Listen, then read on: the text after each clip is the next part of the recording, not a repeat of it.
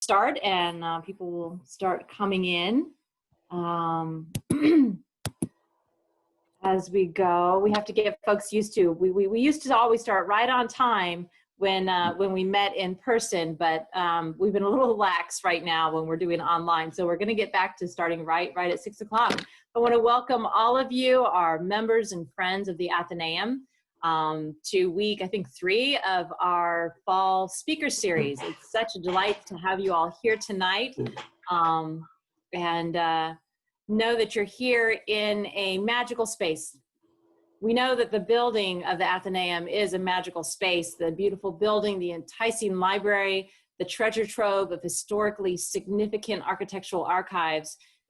But we also know, even without stepping into the building, we are more than that.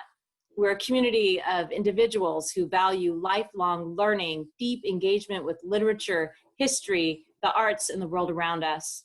We're a community that values the very idea of community and the many systems in the natural and human-designed world that uphold and strengthen healthy communities.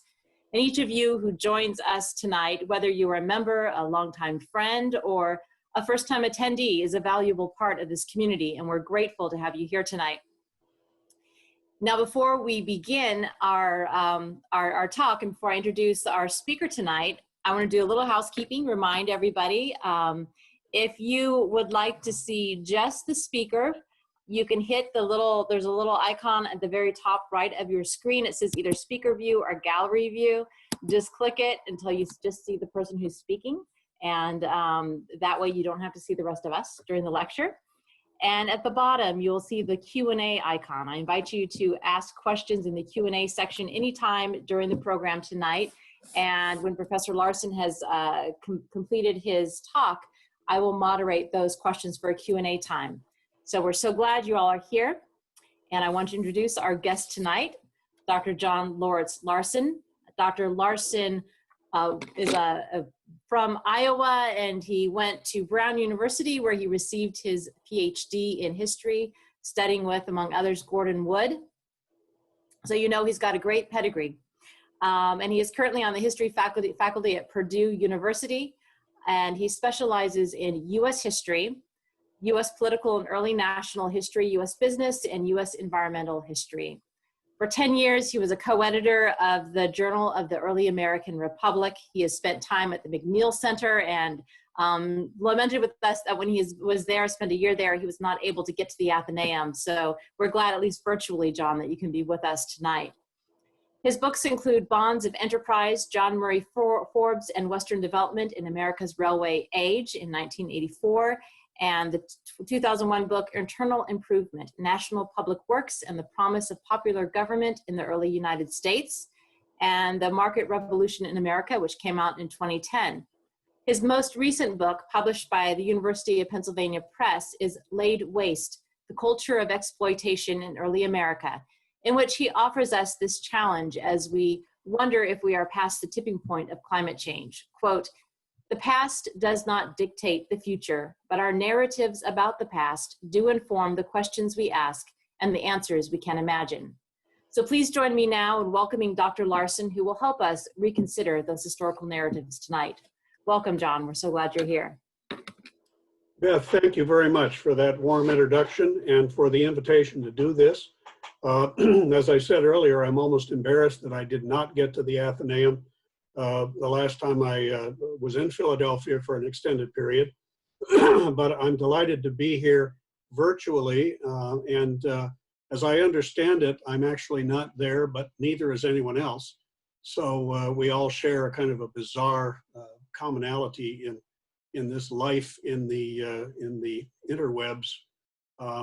All of this is almost beyond my capacity to imagine, but here we are doing it. And in a way, thank God for this technology, because we would really be dead in the water if we did not have these tools to stay in connection with each other. Everything that I would do professionally since last February has either been canceled or done remotely. And I expect that to continue well into next summer. So here we are learning a whole lot of new tricks, even those of us who are relatively older dogs. So thank you for the opportunity. and for the opportunity to talk about this last research project of mine, which is both an academic interest, but also, quite frankly, a deeply personal statement of what I think understanding history can do for our ability to understand the world we live in. So you're looking at a title slide, Unmasking Progress Beyond the Culture of Exploitation. Let's see if I can get it to, there we go. Let me begin with the promise of climate change. The evidence before us is becoming overwhelming, and this year probably more so than even years before. Starting back in the winter, Australia nearly burned to the ground. Now we've got California and Oregon doing the same. We've had, I think, 8 hurricanes so far this season. In one case, 2 of them in a week, which is plenty. Pollution and air quality problems continue to be a rampant issue.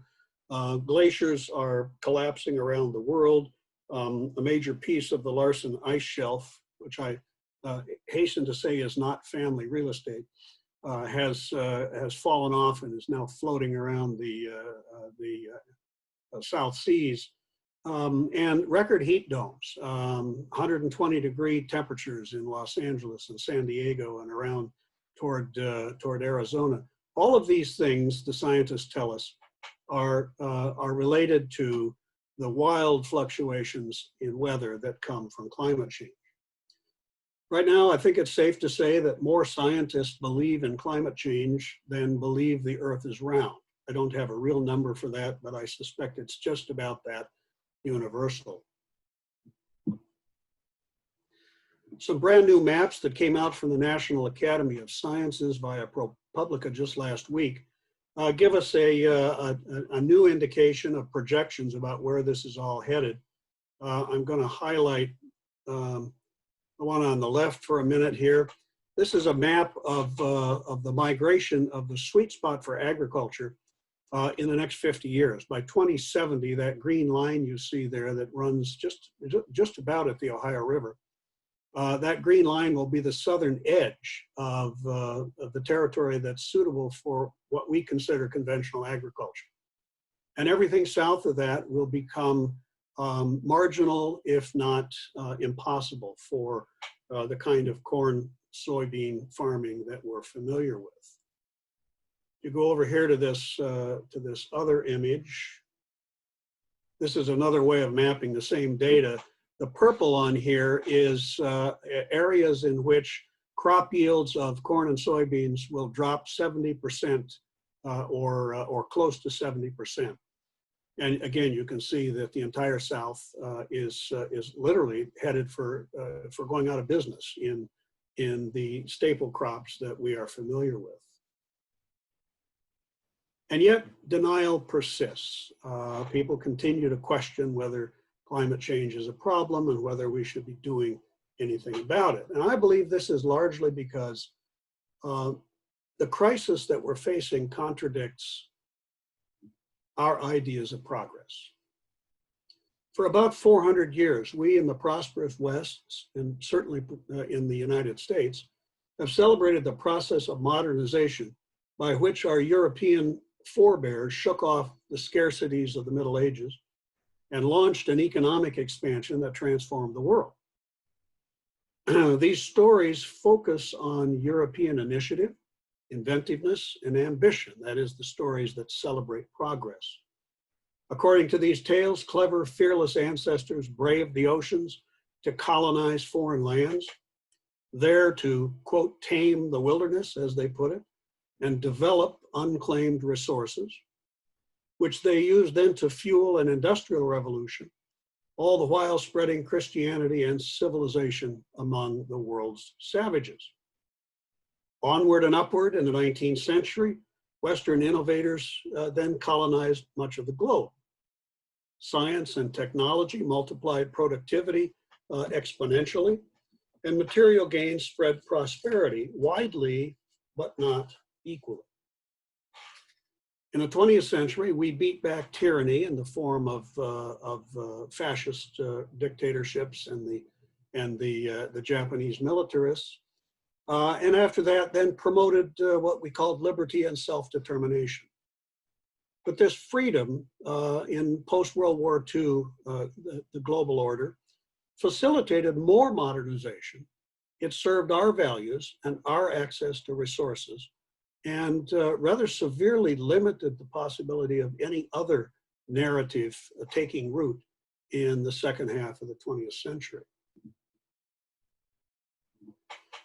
Well, this story is inherently teleological. It has a vector, an arrow, and it always points upward. And my college history textbook was titled The Rise of the West. Many of you may have had the same book.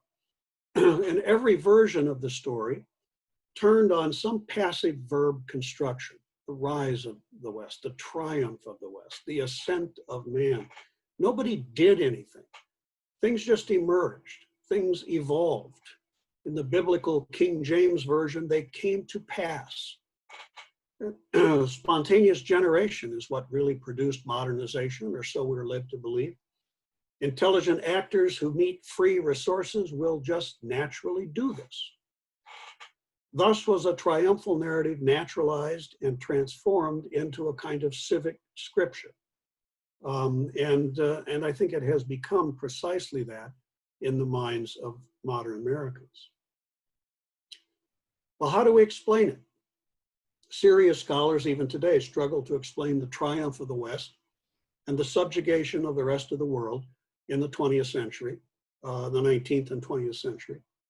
Most explanations start with a good climate in the temperate North, and there's certainly truth to that. And then they point to the Greco-Roman foundations, Judeo-Christian values, Enlightenment science, technological prowess, political liberty, and capitalism. Now, these are not so much causes as they are the fundamental tenets of the culture that we would like to celebrate. But they appear to be causes, and put together, they can add up to an explanation. The list ignores a few critical contributions.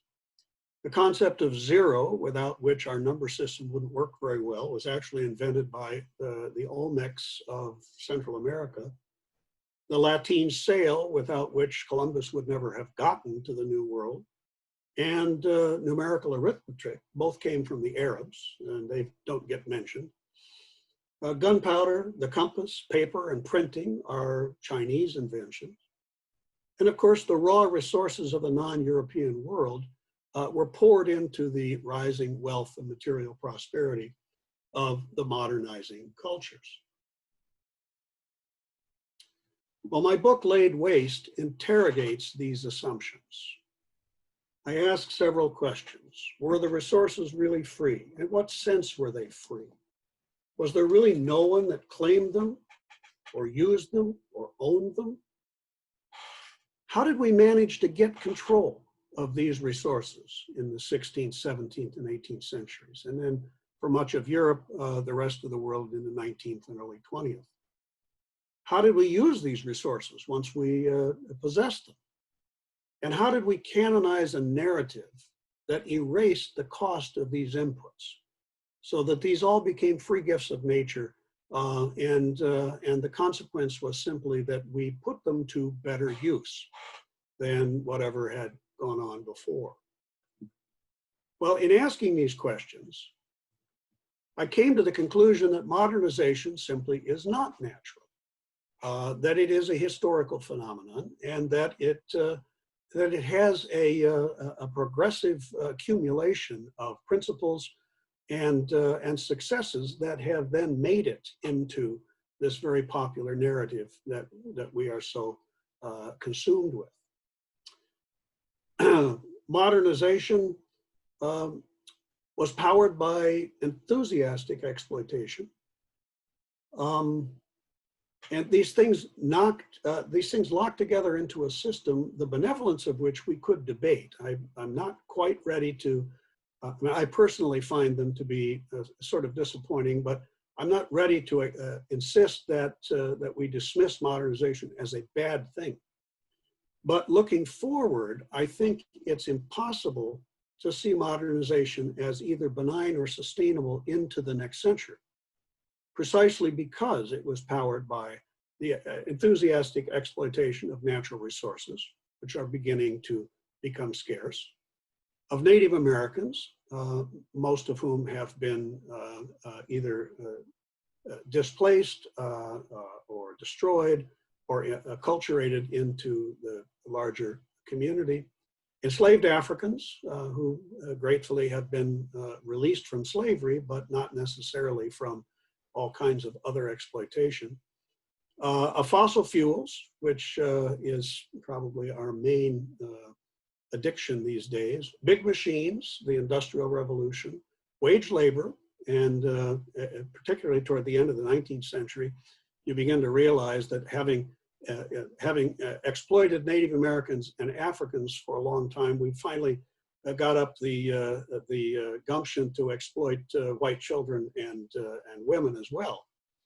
And finally, offshore markets, the use of the rest of the world as a place to either sell our things or acquire their natural resources. So that's the burden of my research. Now let me give you a quick tour of the argument in Laid Waste. This is a truly very quick tour, but if you find anything in it compelling, I do hope you'll go to the trouble of reading the book. I start with a chapter. Each chapter is a meditation on a single word, a single theme encapsulated in a single word. And I start with the word stability. And I start basically in the 1500s back in England. And I'm looking at the culture of pre-modern English society, which was not modernization, but was organized around the idea of stability and inequality. Inequality was tempered by reciprocity, to be sure, but the world of Henry VIII was profoundly unequal, and people did not expect it to be otherwise. In that world of stability, ambition was stifled, raw greed was suppressed, or shall I say limited to the activities of a very small privileged elite. And the idea that one would transform the society through ambition and innovation was generally frowned upon. Chapter 2 then introduces abundance. And of course, this is the standing in for the New World itself. The discovery of the New World was the discovery of a set of abundant resources that no one in Europe anticipated before the 1500s. And it just created a wild, enthusiastic entry into resource development. Europeans saw the New World not as somebody else's place, but as God's gift to Christian people. The fact that it was left out of the Christian scripture was out of some kind of a mistake. But obviously, this was part of God's creation, and Europeans were God's people, and so this was waiting for them to discover and develop. It produced a new arena of what people at the time recognized as self-love. The whole idea of ambition stifled in the early modern world was to keep the notion of greed and selfishness under control. But in the New World, abundance made greed and selfishness not only popular, but incredibly successful. Chapter 3 focuses on achievement. By 1700 or so, through labor, both their own and that of enslaved Africans and Indians, combined with markets that were provided by Europe and protected by the Atlantic trading nations of Spain, France, and England, all of this resulted in a surprising level of success for the colonists in North America. And the success of these settlements fostered in the colonists a very grand sense of pride in the achievement. Add to this, especially in the case of the English settlements that become the United States, the fact that the government of England paid surprisingly little attention to the colonies in the first 100 or 150 years of their existence. The colonists in the English colonies thought very much that they had done this on their own, that they had no real help from Great Britain. Thomas Jefferson writes rather unfaithfully in one of his pamphlets that the British spent not a farthing on behalf of the colonies in the last 100 years. Not quite true, but it was very much the attitude of many people in the colonies. And so the colonists credit themselves on their superiority, their ambition, their innovation, and not exploitation or windfall for the achievement of these stable and prosperous and increasingly wealthy settlements in North America. Chapter 4 then focuses on liberation, which of course is the revolutionary narrative. And as our American colonists in the British colonies, as they turn to their revolutionary movement, what they do is take that sense of credit and superiority and wrap it in a new narrative. And that narrative seizes for the idea of liberty and equality the success of the colonies. It's interesting to note that prior to 1760 or so, most British settlers in the New World were eager to be seen as Englishmen. Suddenly, by 1775, they were eager to be seen as something quite different. It's a very quick cultural turnaround. This liberation allowed them to wrap the narrative of achievement and success in a utopian clothing, this time drawn from classical republicanism and some of the old utopian writings from European Commonwealthmen, and posit what they called a new order for the ages, a novus ordo seclorum, that America was not just liberating itself from its colonial masters, but was establishing a whole new way of organizing the world. So off we go with a new country in 1783, liberty and equality, and no restraints on both. Chapter 5, I turn to inventory. As soon as the revolution was over, the Americans turned around, looked around, and said, what have we got here? And they sent people out in all directions, literally, to take inventory. There were several geographies written, there were gazetteers and histories or natural histories of some of the colonies and regions. And the goal was to identify and popularize true facts about the nature of this new land. The hard-worn coastal landscapes of New England and the middle colonies and down through the coast of Virginia were immediately fit subject for concern because the destruction of fertility in coastal lands, especially tobacco lands, but also farmland around Philadelphia, around New York, and up into New England. The concern was that they had badly used the environment of the coast. And there was brief talk about agricultural reform and husbandry as a way to perhaps rein in the exploitative habits that people had had. But it didn't take very long for Americans to turn around, instead of looking at their worn out lands on the coast, to look inward and discover there's Ohio. And Ohio is both free for the taking and it's not worn out at all.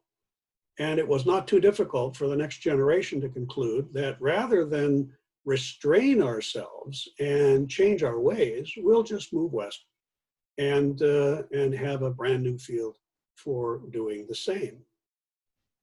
Chapter 6 then picks up the concept of improvement, probably the most popular and important word in the early 19th century vocabulary.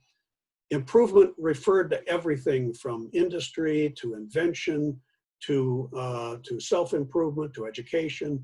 It was all part of the general uplift of a free people. Industry plus ingenuity, of course, yielded technology, and this began our love affair with technical solutions.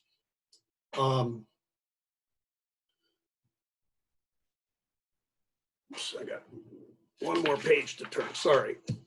The enthusiasm for improvement also empowered most white men after the revolution to engage in economic freedom and industrial innovation in ways, again, that if you went back 100 years in England, most people were not free to change the way things were done. Most people were not free to change the way farming was done. Most people were not free to change the way shoes were made. Most people were not free to generate new kinds of machines and techniques. But in America, with the gift of liberty and equality and this fascination with boundless resources, improvement literally throws the door open to just about anyone who wants to try something new and different. The result was a tremendous release of energy because you now have not a 10 or 15 or 20% of the population, but maybe 50 or 60% of the population running around looking for ways to make things new and better and make money doing it. Well, this leads not surprisingly to a sense of destiny.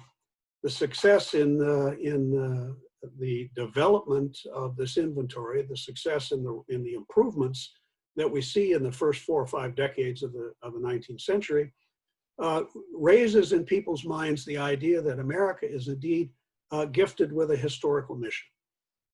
If you go back to the 1740s and 50s, they were already talking about the course of empire migrating across the Atlantic to the New World.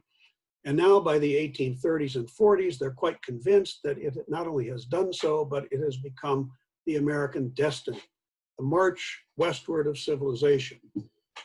Finally, by the middle of the century, the destination is California, on to the Pacific, and from there on to China. So the grandiosity of the vision is almost limitless.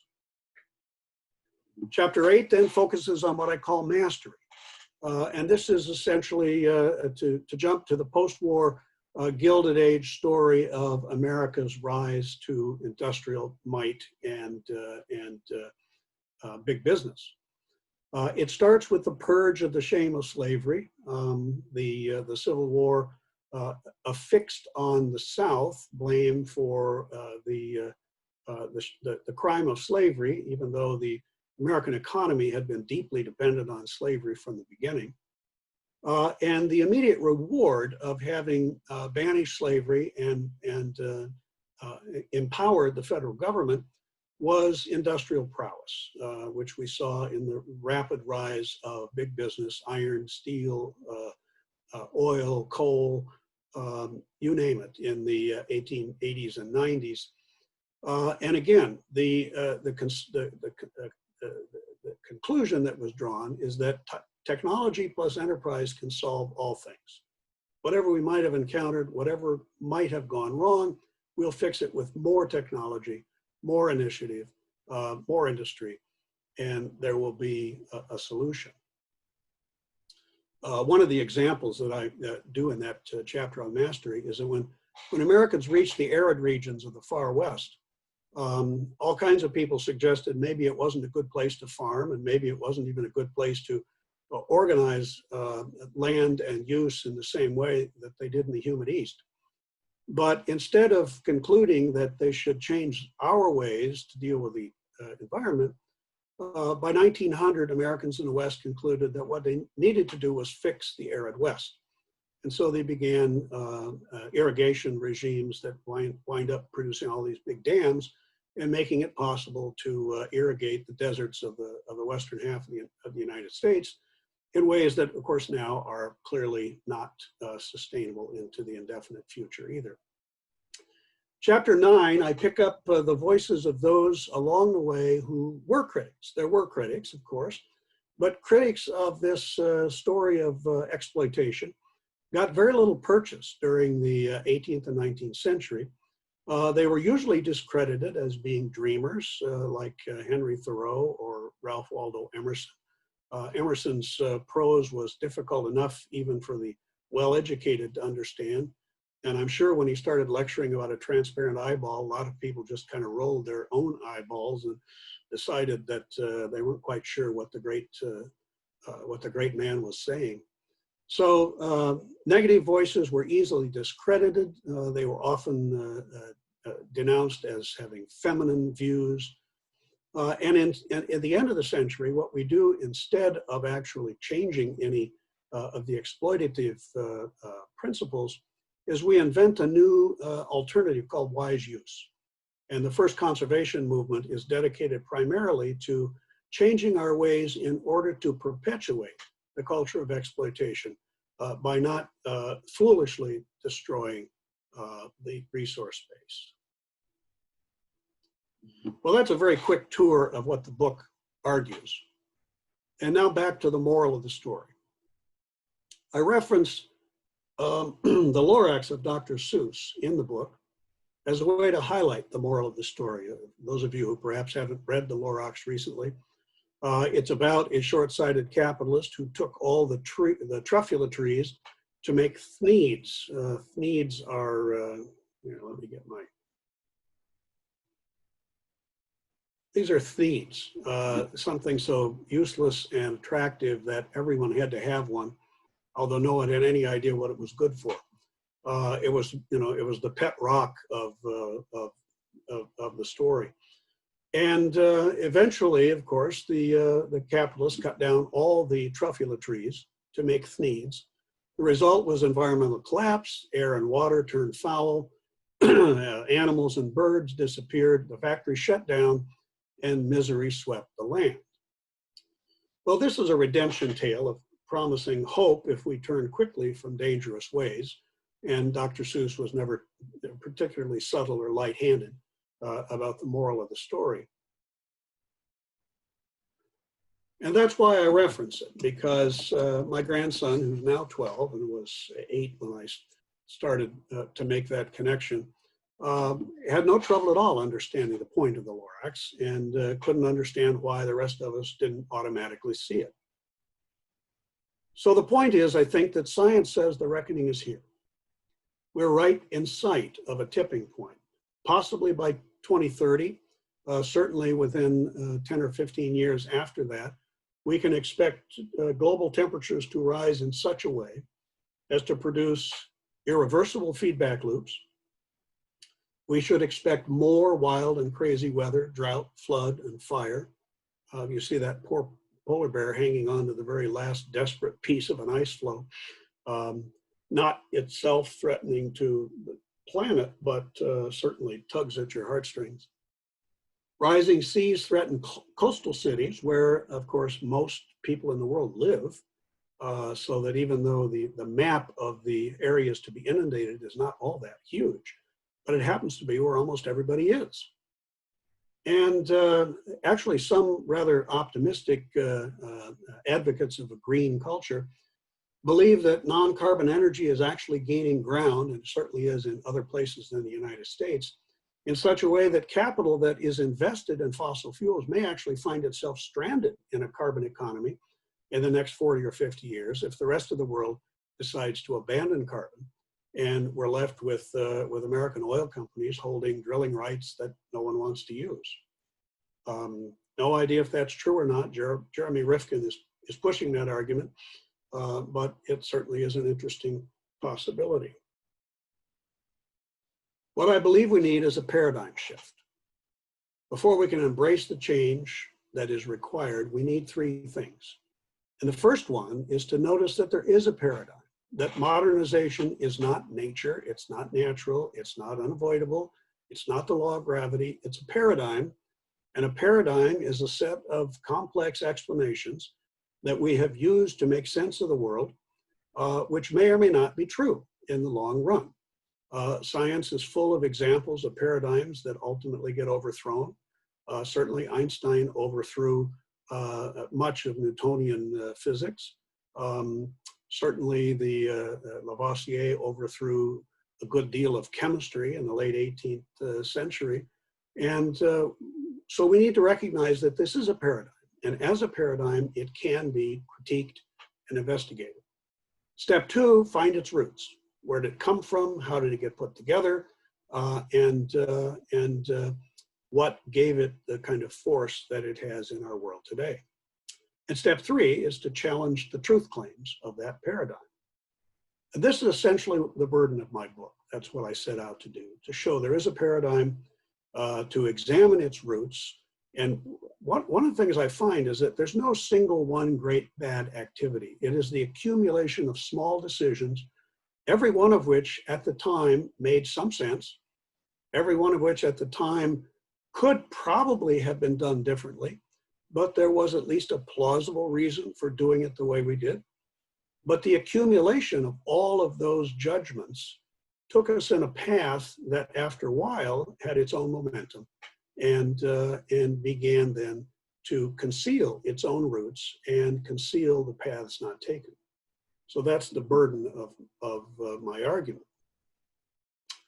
Well, what is required for this paradigm shift? I believe the first thing to do is to abandon the high priests of false dogma.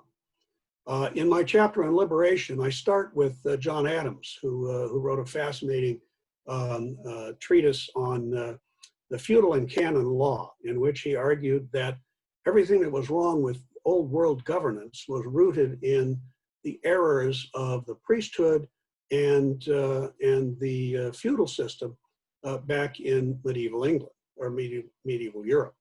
And so what he proposed was that we overthrow the false dogmas of both the priesthood and the aristocracy and embrace a whole new set of truths. Well, that's exactly what I'm talking about. We can do the same thing with the principles of modernization. We can recalculate national accounting to include eco-variables. People are already doing this. There's an Institute for New Economic Thinking in Lowell, Mass. That it publishes. They have a great website, and they publish articles on a regular basis. There's an organization called the Wellbeing Economy Alliance, which has a number of nations and a lot of active NGOs working to consider a new way of national income accounting that is based on well-being rather than just productivity. And finally, I would say we need to redefine success, not as winning, but as prevailing, not as getting more, but enough, and then sharing in a reasonable way. And I think we can do this within the structure of values that have deep American roots. There was a collective side to the revolutionary ideals. Classical republicanism was not without its utopian and commonwealth traditions. And I think if we reach back to those traditions, we find that we do not have to leave the so-called American way to do better on some of these things. The point is the common good. And American republicanism once embraced the common good a great deal, embraced communal values. Competitive self-interest, I would argue, was not the point of the American Revolution. Collective liberation was the point.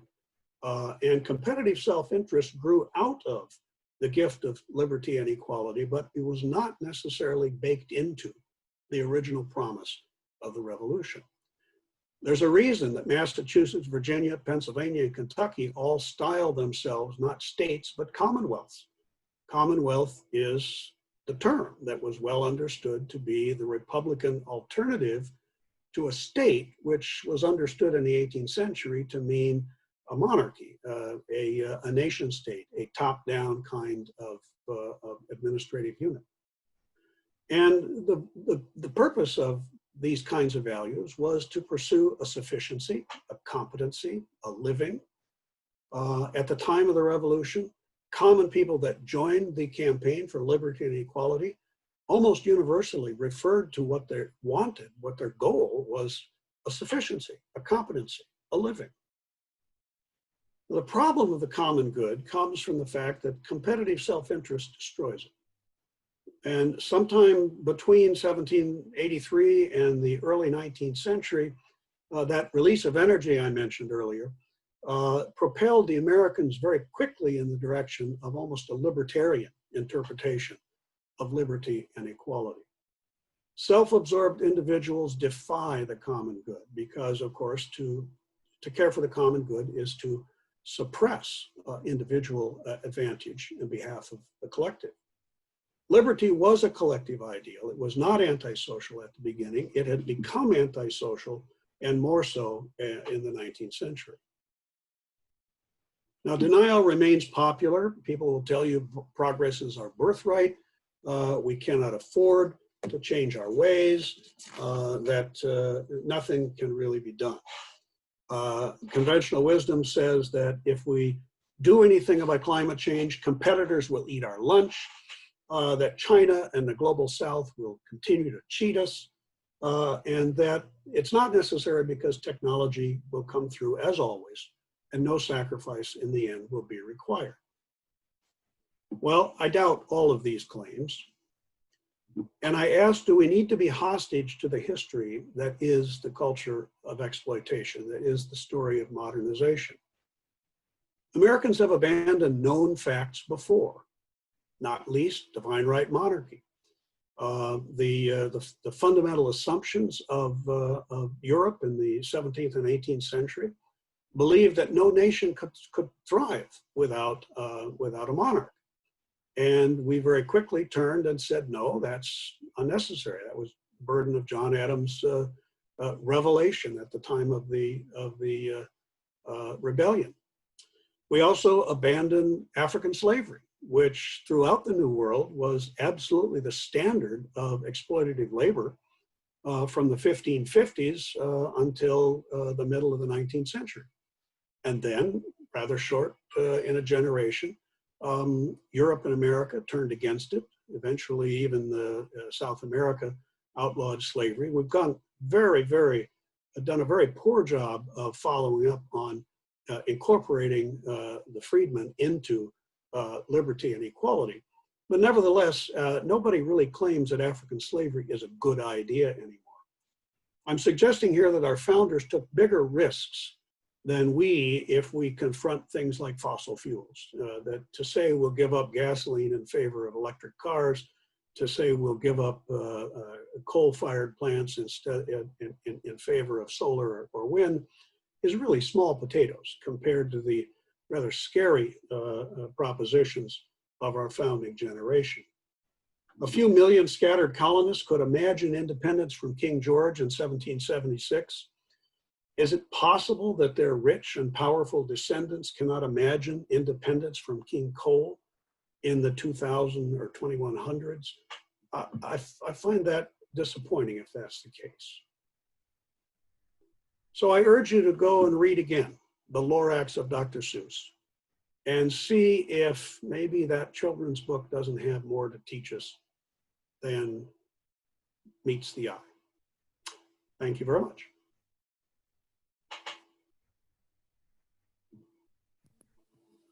Well, thank you, John, for your talk and a lot of food for thought. And we're opening up the Q&A right now for questions. So if you have any questions, please type them in so we can ask. I'd love to hear a little bit about your research for this project as we're waiting for some questions to come in. I know you have a section at the back of your book that talks about your sources so that folks can read up for themselves and better understand where things came from. You want to talk a little bit about your research for the book? This book floats on an enormous sea of extraordinarily fine historical scholarship, hundreds and hundreds of monographs and syntheses that I have read over the last 40 years. And frankly, if you were to deconstruct the book carefully, there's almost nothing in it that somebody doesn't already know. I could not have done this by myself, and I could not have done it probably before I had spent 35 or 40 years thinking about these things, because it's a kind of a high level synthetic accumulation of ideas and evidence and realities that are scattered through almost 400 years of history. So in that sense, it differs a little bit from a standard historical monograph, which rests primarily on deep archival research. But I assure you that the works that I am resting on are themselves built on deep archival research. And it seemed to me that rather than tell people that they should go read 300 or 400 monographs in American history, that it might be useful to produce this kind of a primer for what we have learned over probably 75 years of modern scholarship. And then give people the guidance through the footnotes where they can go back and dig into any one of those issues that they would like to do.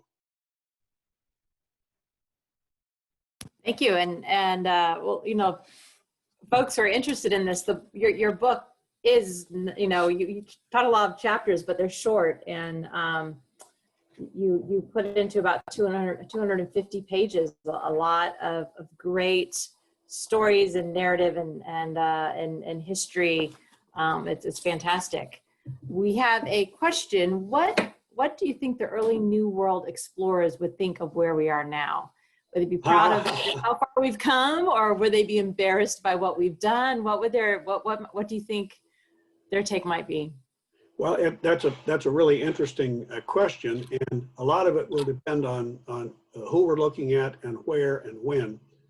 But I mentioned in the book, in two instances, John Smith, for example, at Jamestown, wrote very interestingly about his desire for the Virginia colony to be what he called a second planting after the Garden of Eden, and that he was hoping that that the colony would become more like the original model community of Christ than an exploitative and profit-oriented kind of enterprise. Of course, that blew up in his face immediately.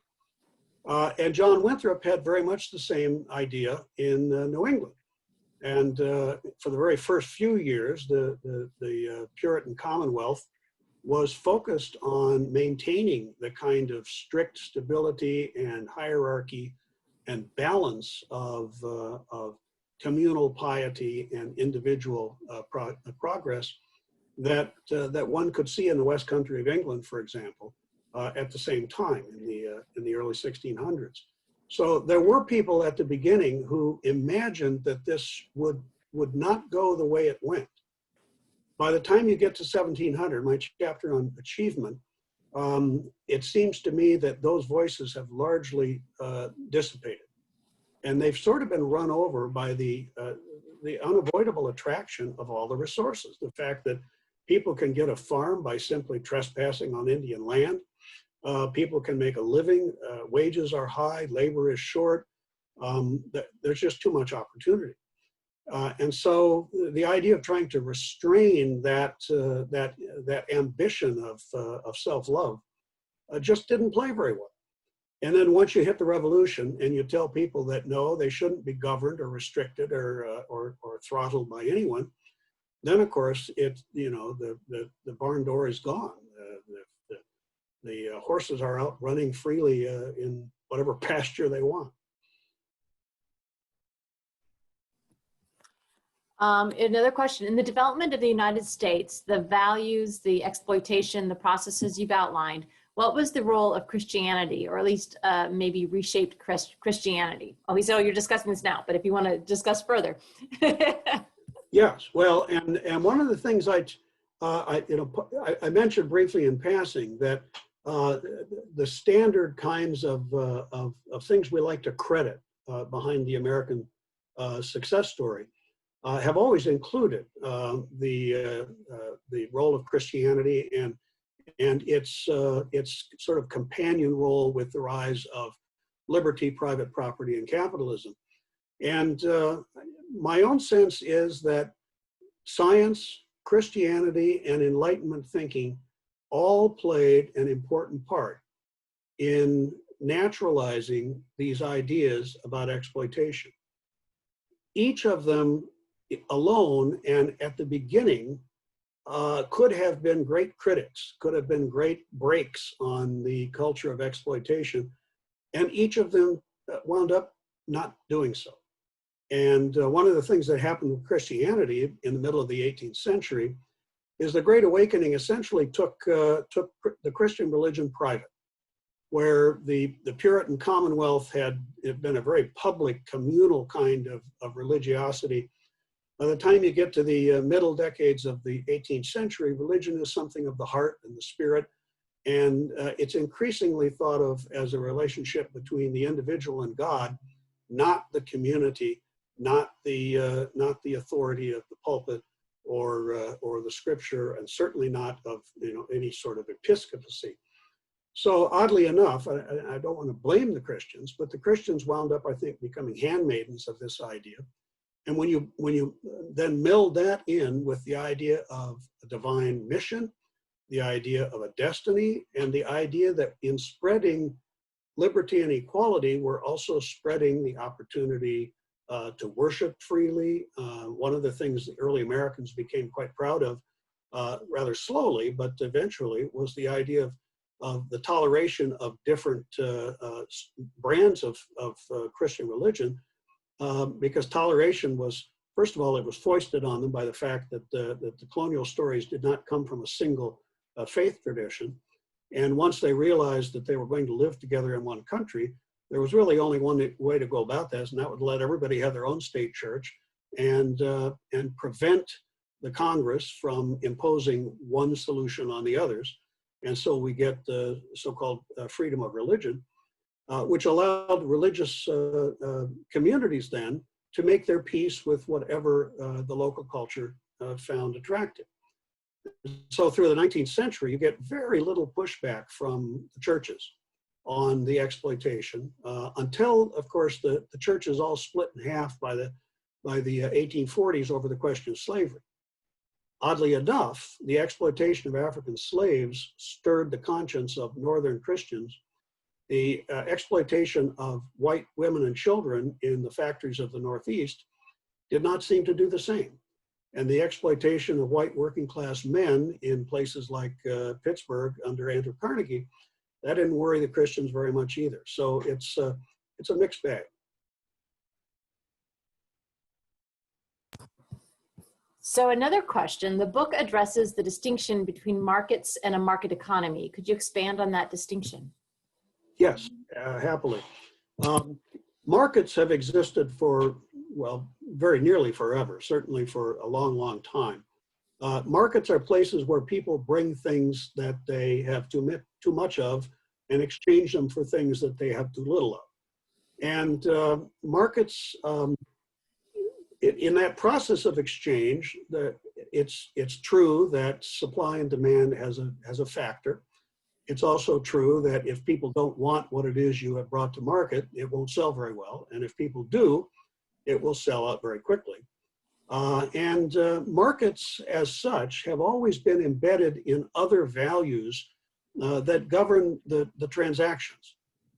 If you go back to even the Thomist tradition in Roman Catholicism, the idea of a just price, the idea of there was a three-tiered concept of usury. That is, you could not charge interest. Well, first of all, pauper, you were to give alms. To a person of your own class, you were to loan money to someone in need, but you could not charge interest. You could only charge interest if you were loaning money to a wealthy man who was using it for speculation. These kinds of rules and regulations, the traditions in England of setting the size of the weight of a penny loaf and structuring, even the days that markets could happen, once a week in most places, twice a week in some larger towns. And it was against the law for people to sell in the marketplace at unauthorized times. It was against the law for someone to buy up all the wheat in one town and take it to another town and try and break the market in that town. All of these regulations were rooted in the idea of what was fair and necessary to maintain an equitable and sustainable kind of community. That's what markets are. A market economy emerges when the rules of supply and demand, which tend to equilibrate based on the forces of people's desire for the goods and willingness to buy them, when that becomes the premier value. So that the price of an apple, which under the ideas of a just price, the price of an apple could only be what an apple was worth as a piece of food. On the other hand, if there's an apple shortage, if all the trees died and you've got the last bushel of apples in a market economy, those apples can sell for $10 a piece and there's no harm because the market says they're worth whatever the buyer will pay. Well, what a market economy does is establish that rule of supply and demand as the single most important value in governing transactions. And pretty soon you get a set of rules that say any interference in the contract between two willing parties is a violation of the laws of the market. Once you have that in place, you have a market economy. And capitalism, of course, cannot function without a fairly high degree of freedom of contract. It works best for its own sake. It works best when people are free to speculate and take advantage of the difference between what Marx would have called the use value and the market value of goods.